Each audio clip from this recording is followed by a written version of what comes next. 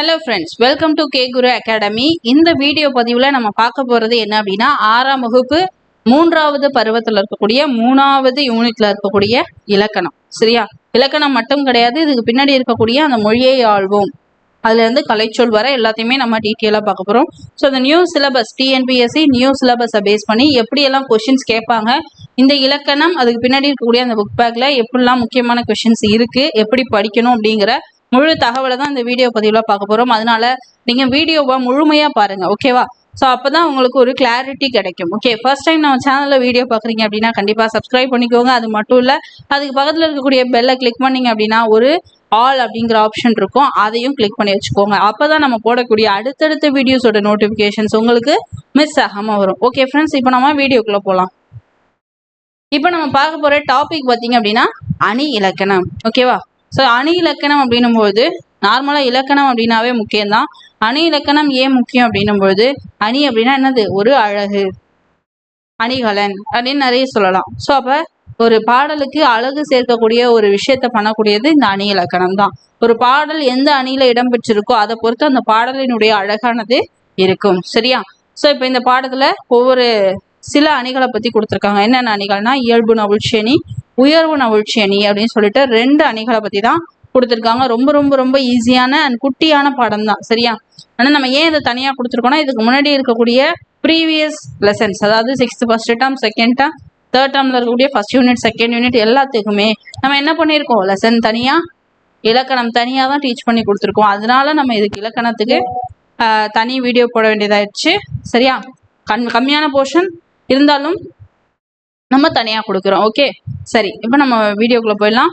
First பாருங்க, எதுலையும் அழகை காண விரும்புவது மனிதர்களுடைய இயல்பு. நார்மலாக நம்மளே ஒரு இடத்துக்கு வெளில போகிறோம், ஒன்றும் இல்லை, பக்கத்தில் கடைக்கு போட்டுமே என்ன பண்ணுவோம், நம்ம அப்பியரன்ஸ் வைஸ் நல்லா இருக்கமா அப்படிங்கிற ஒரு செக் பண்ணாமல் நம்ம போகவே மாட்டோம் இல்லையா? ப்ராக்டிக்கலாகவே யோசிச்சு பாருங்களேன். நார்மலாக பக்கத்தில் ஒரு ஒன்றும் இல்லை, ஒரு தெருமுக்கில் ஏதாவது ஒரு கடை இருக்கும், தெருமுனையில். ஸோ அங்கே ஏதாவது ஒரு ஷாப்புக்கு போகிறோம் அப்படின்னும் பொழுதே நம்ம வந்து அப்பியரன்ஸ் வைஸ் நல்லா இருக்கமான்னு 1க்கு 2 தடவை கண்ணாடியை பார்த்துட்டு தான் நம்ம என்ன பண்ணுறோம், அந்த கடைக்கு போகிறோம். இல்லை அப்படின்னாலும் நார்மலாக நம்ம வந்து என்ன பண்ணுறோம், மோஸ்ட்லி ரொம்ப அப்படி அழகாக இல்லாமல், அப்படி அழகாக மீன்ஸ் ரொம்ப ஒயிட்டாக கலர்ஃபுல்லாக அப்படி சொல்ல, நம்ம இருக்கிற வரைக்கும் நம்ம மோஸ்ட்லி எல்லாருமே அவங்கவுங்கள அழகுபடுத்திக்க தான் நினைப்பாங்க இல்லையா, பொதுவாக யூஸ்வலாக. அப்படின்னு ஒரு நாளைக்கு ஒரு தடவையாவது கண்ணாடி பார்க்காதவங்க யாராவது உண்டா? ப்ராக்டிக்கலாக யோசிச்சு பார்ப்போமே. கண்டிப்பாக எல்லாருமே ஒரு நாள் விடிஞ்சு நைட்டு தூங்குறதுக்குள்ள ஒரு டைமாவது everybody is looking the mirror அப்படிங்கிற மாதிரி தான். சரியா? எல்லாருமே ஒரு தடவையாவது கண்ணாடி பார்த்துருவோம். ஸோ அந்த அழகு அப்படிங்கிறது அவ்வளோ முக்கியம். ஸோ இது மனிதர்களுடைய இயல்பா இருக்கு. நமக்கே இவ்வளோ அழகு பார்க்கணுங்கிற போது ஒரு இலக்கணம், ஒரு இலக்கியம் அப்படின்னும் போது அதுக்கான அழகு அப்படிங்கிறது ரொம்ப ரொம்ப முக்கியம். அப்போதான் அந்த இலக்கணத்தையோ இலக்கியத்தையோ படிப்பாங்க. சரியா? அப்போதான் அந்த இலக்கணத்து மீதான ஈர்ப்பு அப்படிங்கிறது அதிகமாக இருக்கும். நாம் நம்மை அணிகலன்களால் அழகுபடுத்திக் கொள்கிறோம். அதுபோல் கவிஞர்கள் தங்கள் கற்பனை திறத்தாலும் புலமையாலும் தாங்கள் இயற்றக்கூடிய அந்த பாடலை வந்து அழக சேர்க்கிறாங்க. ஒன்றும் இல்லை, ஆண்கள்னா ஒரு ரிங் போடுவோம், இல்லை வந்து செயின் போட்டிருப்பாங்க, இல்லை பிரேஸ்லெட் போட்டிருப்பாங்க. இப்படி ஆண்களுக்குன்னு சில அணிகலன்கள் இருக்கு. இதே வாட்ச் போடுவாங்க. ஸோ இது மாதிரி இருக்கு இல்லையா? அதே மாதிரி பெண்கள்னும் பொழுது அவங்களுக்கு தகுந்த மாதிரி சில காஸ்டியூம்ஸ்க்கு ஏற்ற மாதிரி அவங்க சில அணிகலன்கள் போடுவாங்க. இதே மாதிரி ஆண்களும் பெண்களும் அவங்கவுங்களுக்கு டேஸ்ட்டுக்கு தகுந்த மாதிரி இந்த அணிகலன்களை பயன்படுத்தும் பொழுது கவிஞர்கள் அவங்களுடைய புலமைய, அவங்களுடைய திறமைய வெளிப்படுத்துறதுக்கு என்ன பண்றாங்க, அவங்களுடைய பாடல்களுக்கு அழகு சேர்க்கிறாங்க. சரியா? ஸோ அது மாதிரி சேர்க்கக்கூடிய அந்த பாடல்களுடைய அழகை பத்தி விளக்குறது தான் இந்த அணி இலக்கணம். சரியா? அணி அப்படிங்கிற சொல்லுக்கு அழகு அப்படிங்கிறது பொருள். ரொம்ப ரொம்ப முக்கியம், இது நோட் பண்ணிக்கோங்க. சரியா? அணி என்பதற்கு டேஷ் என்பது பொருள்னு கோடிட்ட இடத்துல கேட்கலாம். அழகு என்பது பொருள். கவிஞர் தனது கருத்தை சுவையோடு சொல்வதற்கு உதவுவது என்னது? அணி. மருந்தை தேனில் கலந்து கொடுப்பது போல் கருத்துக்களை சுவைபட கூறுவது அணி. இதுல நம்ம ஃபர்ஸ்ட் பார்க்க போறது என்னது?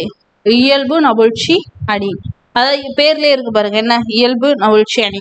ஒரு விஷயம் இருக்கு, அதை இயல்பா இருக்கிறத இயல்புபடியே சொல்லிட்டோம் அப்படின்னா அதுதான் இயல்பு நவிழ்ச்சி அணி.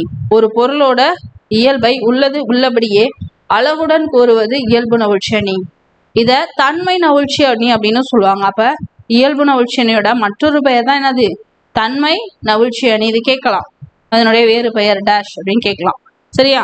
சரி, உதாரணத்துக்கு நமக்கு ஒரு பாடல் கொடுத்துருக்காங்க. இப்ப இந்த பாடல்ல இருந்து நமக்கு எப்படி கொஸ்டின் வரும்? நான் ஏற்கனவே சொல்லியிருக்கேன், பாடல் வரினாவே கண்டிப்பா சொற்களை ஒழுங்குபடுத்தி சொற்றொடராக்குக, அப்புறம் கோடிட்ட இடத்தை நிரப்புக, பாடலுடைய ஆசிரியர் யாரு எப்படின்ற கொஸ்டின்ஸ்லாம் கண்டிப்பா இருக்கும். அதுக்கு தகுந்த மாதிரி படிச்சிருங்கன்னு.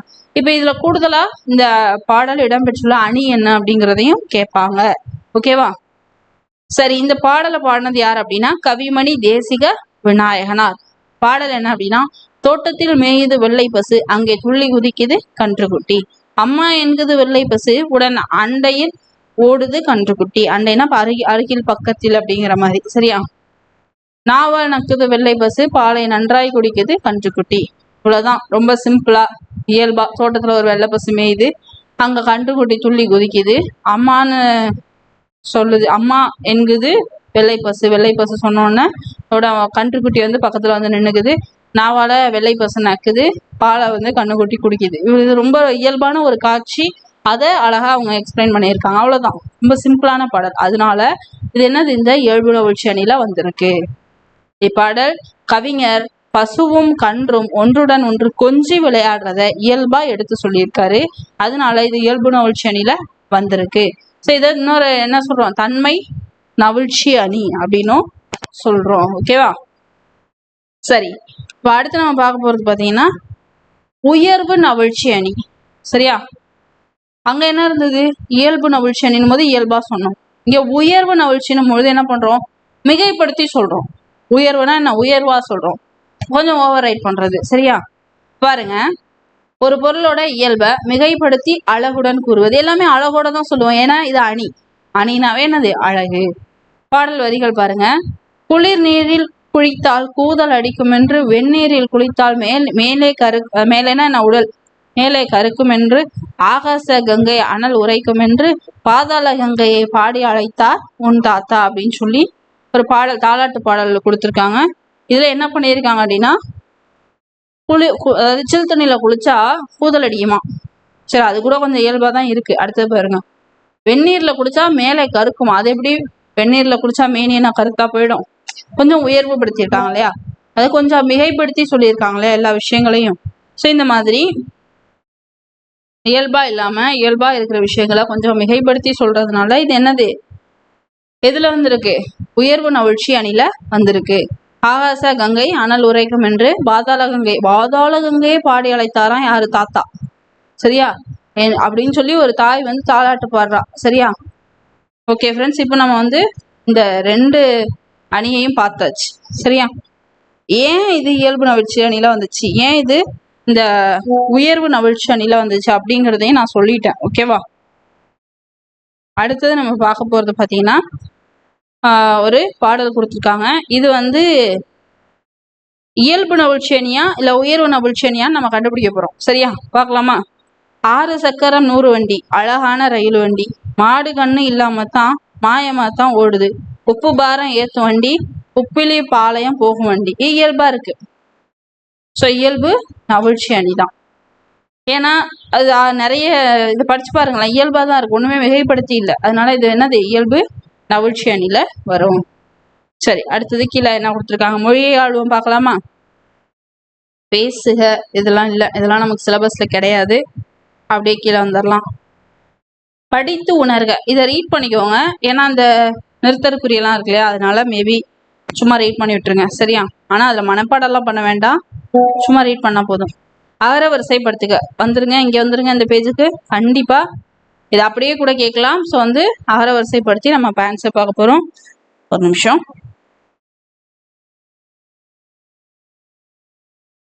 சரி, அகர வரிசைப்படுத்திடலாமா? என்ன கொடுத்துருக்காங்க? ஒழுக்கம், உயிர், ஆடு, எளிமை, அன்பு, இரக்கம், ஓசை, 5, ஈதல், ஊக்கம், ஏது, ஒவ்வை. ஸோ இந்த சொற்களை நம்ம என்ன பண்ண போறோம்? அகர வரிசைப்படுத்தி சரியான அந்த ஆர்டர் என்ன அப்படிங்கிறத நம்ம கண்டுபிடிக்க போறோம். ஓகே, ரெடியா? கண்டுபிடிச்சிடலாமா? ஓகே, சரி. ஃபர்ஸ்ட் என்ன வரும்? கண்டிப்பா அ தான் ஃபர்ஸ்ட் வரும். அப்ப அன்பு இதுதான் ஃபர்ஸ்ட். அடுத்தது ஆவண்ணா, ஆடு. அடுத்தது என்ன வரணும்? ஈ வரணும், இரக்கம். ஓகே, அடுத்தது என்னது? ஈதல், 4. ஊ ஊ எங்க இருக்கு? உயிர் இதோ இருக்கு இல்லையா? 5. ஊக்கம் 6. ஊக்கு அப்புறம் என்ன? ஏ எழிமை 7. ஏது 8 தான் 8வது.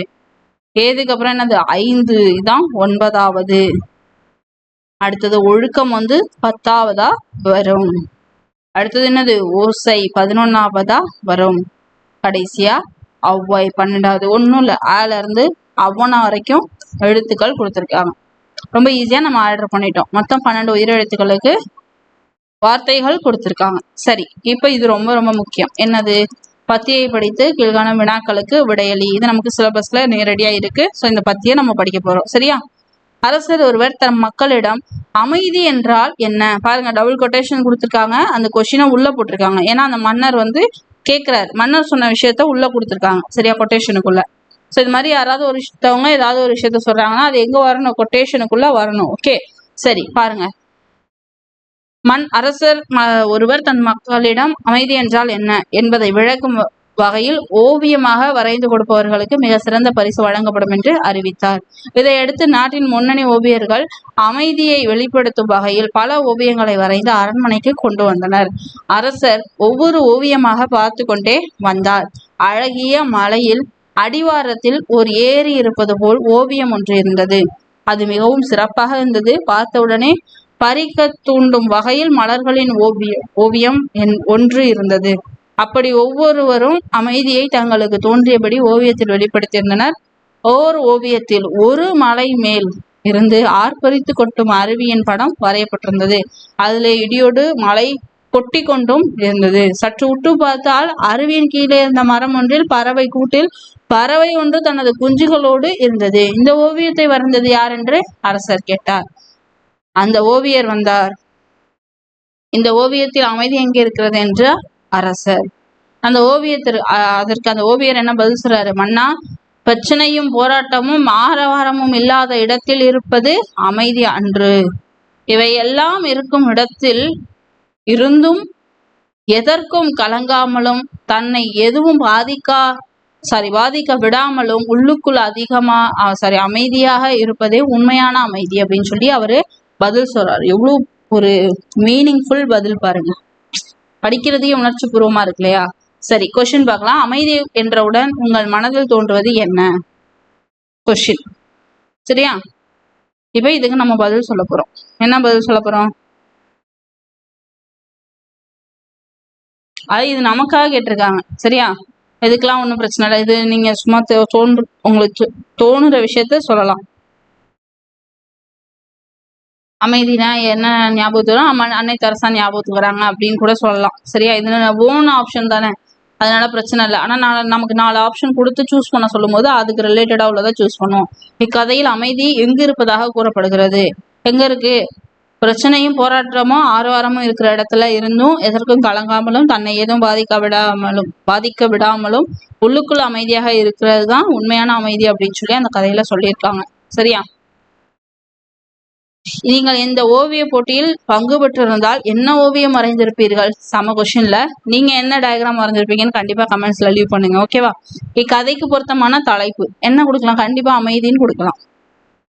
இல்ல எங்கே அமைதி அப்படியும் கொடுக்கலாம். சரியா?